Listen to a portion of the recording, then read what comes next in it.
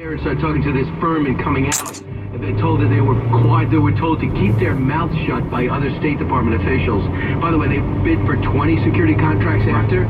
They lost on 18 of the 20. What are your thoughts? Well, two things. This is a continued pattern of cover-up by the State Department, by those on the inside. And look, this is one of those areas which I think you'd agree with me. Rex Tillerson has to get a lot more serious about cleaning out those who have been involved in these sorts of things, and I think that's part of your point, Brian. This sort of thing is apt to happen again if you maintain the same people. And clearly the State Department was far more concerned about image, about perception of nothing to see here, rather than finding the best people to do the most effective job. And yeah, I think 4% more would have been worth American lives, don't you? I mean, but I understand too, for people like you, it works. They go for the lowest bidder all the time. Isn't that crazy? Or do you not think it works that way? That's what we're told. Well, this is what it didn't have to. You can go with sole source. I mean, this is a big issue right now with the VA. The VA's gone with a sole source provider. What does that mean? Basically, it means you're picking someone who you think's best. And there's ways of doing this. Provisions within the acquisition system to do a sole source. There's a number of factors which can go in to say this organization is best suited because of experience, technology, some observable. Right. And so, no, the State Department is lying when they say this.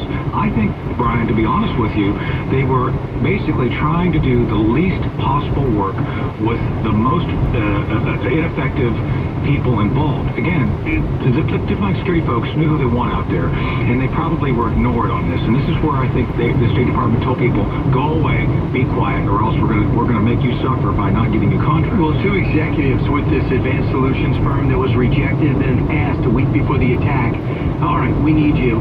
These guys are terrible, Blue Mountain. Right. We need some help. And they go, no, I can't send aid. I can't pursue this thing right. Plus, they wanted to bring guns. Yeah. Can you imagine that? Into a lawless region like Libya. So here's Jerry Torres and Brad Owens on why they're coming forward now to Catherine Herridge, Cut 28.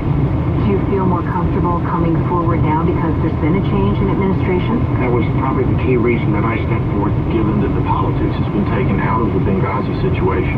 Now that there's no longer a candidate or anything related to it, we have an opportunity here to fix the problems that made it happen. And you're shaking your head. Oh, absolutely. Look, there's more than is coming. I think Catherine is going to break some other stuff in the near future that I'm aware of relating to the same issue. People are now feeling more comfortable that within the current political environment, that for better or for worse, President Trump, the perception of him draining the swamp has opened up the door for people to come forward with legitimate criticisms of the previous administration. It's not racism. It's not bigotry. It's about accountability. And everybody I've talked to who's coming forward are all focused on trying to stop another Benghazi from happening, another 9/11 from happening.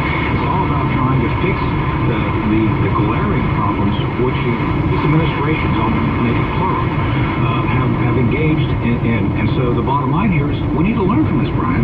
These people have nothing to gain from coming forward now. Let me ask you, man, and again, I think it's possible. Let's say you are the President of the United States, and you can't have your hand on every embassy, and you don't know what Blue Mountain from Mountain Dew. Right. And all of a sudden you look at this situation, President Obama, and you go, what a mess. What a mess. If you have a press conference and you said, in my analysis of this situation, this tragedy could have been avoided, and it was on my watch, and I will make sure things change, there will be a thorough investigation. Can you still be a viable candidate? Can you run for re-election and beat Mitt Romney? I personally, as an American, welcome to the club of making critical errors. Yeah. And guess what? Be one of the rare few that wants to make it better and owns up to it. Do you think the American public in this gotcha culture would have said, President Obama, I hear you, let's find out? I think that would have been the superb and appropriate answer. To say, look, I can't be everywhere. I've appointed people which I thought were acting on our behest.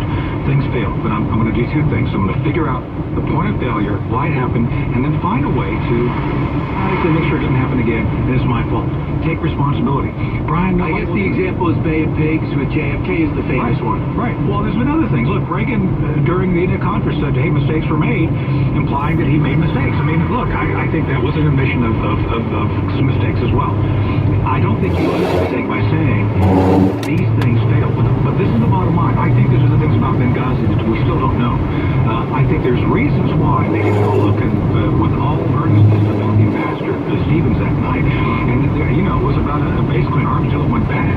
And I think think there's intelligence issues, there's other things that need to be discussed, because some of those issues still are lingering regarding our support for elements that became ISIS behind the scenes. Right. We thought we had a group in Syria that were going to fight to overthrow Assad and be friendly to America and not to Iran. Right. So somehow, in an eye-contra, like, I have an idea, let's get the guns that we needed to get rid of, that we gave to the rebels against Gaddafi, and let's bring them over to Syria. And in the middle of that, it ends up going wrong because the wrong guys got the guns. That's right. Which we should have known, because the heart of Al-Qaeda in Iraq was really grown and bred underneath Gaddafi. I'm not saying Gaddafi supported him because there's no proof of that, but underneath Gaddafi runs Libya. So we talked about maybe the responsible thing in today's realistic political climate. Now let's go to Hillary Clinton. Right. One of the most angriest, delusional people in politics in my lifetime. Everything I don't want my kid to do in times of trouble, blame other people. She was asked about Benghazi, separate from the revelations that Catherine Herridge exposed last night, Part 21. Take the Benghazi tragedy. You know, I have one of the top Republicans, Kevin McCarthy, admitting, like, we're going to take that tragedy, because, you know, we've lost people, unfortunately, going back to the Reagan administration. If you talk about recent times in diplomatic attacks. But boy, it was turned into a political football, and it was aimed at undermining my credibility, my record, my accomplishment. And, you know, I get why people will say, well, hey, you know, there's all this noise around her all the time. And some of it is of my own doing. I mean, I'm a person, I know that.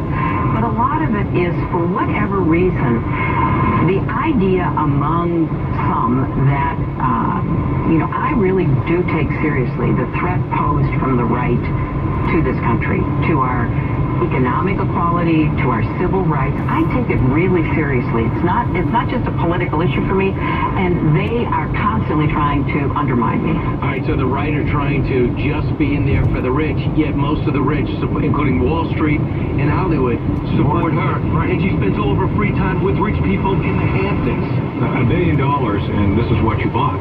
Look, come on, you know leadership, Colonel. Oh my goodness, well, Colonel Shaver, I guess. Is that leadership? No, that's passing the buck. And let's be clear on this. I mean, her accomplishments. I talk to Democrat supporters all the time of hers, like, can you list these things out? And let me be clear on how she's trying to pass the responsibility here. Look, there's evidence that she saw memos about 30 days out, panic memos from Stevens saying, we're about to go down the tubes here in Benghazi. We need help.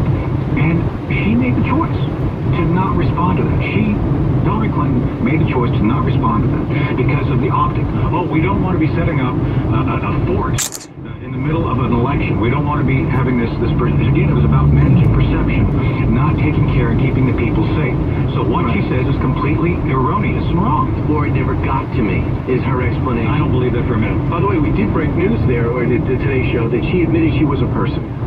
I know a lot of it's my own doing. I'm a person. Okay, we know that for sure. Someone says, Pete, I should not have to point that out to you, Pete. You should have pointed that out. Please call me the Ite. So, Hillary Clinton, a quick thing on Kevin McCarthy. I think that I should bring that leader in this investigation. When people were asked, you know, what if you guys got out of this? We don't have proof that they knew it was a terror attack. We don't have the hardcore proof that Hillary Clinton said made it. Right. And he said, look, during this investigation, we were able to discover that she had a private server. By asking for her emails to see what the communication was leading up to the attack. Right. That's what he said. He didn't say, I'm doing this as a lark to hurt her. And this is the thing. She doesn't like the fact that anytime people ask questions about her failure, something else pops up. So you poke here at Benghazi and you get servers over here. That's it. It's a pattern of wrongdoing, Brian. She's dogged by her own bad decisions. And let's be blunt here. She was just a terrible candidate. She consistently made bad decisions. Right. She was better funded than anybody else in history. She had the entire mainstream media along with her. She had Wall Street. She had Hollywood. I don't know what else she would have won except God himself coming down and anointing her to try to run. But she was just a bad candidate with layers of failure and layers of bad decisions. What happened is Bush 41 was not a dynamic speaker, but man, was he qualified. But people liked what Reagan left, and they wanted to continue it. Even though President Obama was personally charismatic and it seemed like a great father and husband, Nobody wanted any more of this. Right. We wanted to turn the page. So you have to show me that you're going to turn the page and do something different. The people, the same party that lost the House, Senate, and got destroyed locally, had a representative called Hillary Clinton that was going to continue the same, only without the charisma or the likability. Not going to work. Right. I want you to hear, is 22 part of 21, Eric? It is. Okay, good. So I'd rather hear this. Eric also called up Kevin McCarthy's gaffe, and this cost him the speakership, because this was a gaffe, but it wasn't in the way that she's portraying it. Everybody thought Hillary Clinton was